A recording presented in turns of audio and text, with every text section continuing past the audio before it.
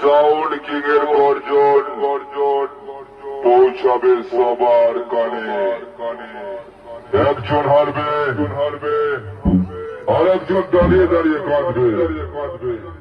তারই মাঝে সিরাজপুর পূর্ব বর্ধমানের সাউন্ড কিং ট্রফি নিয়ে নাচবে।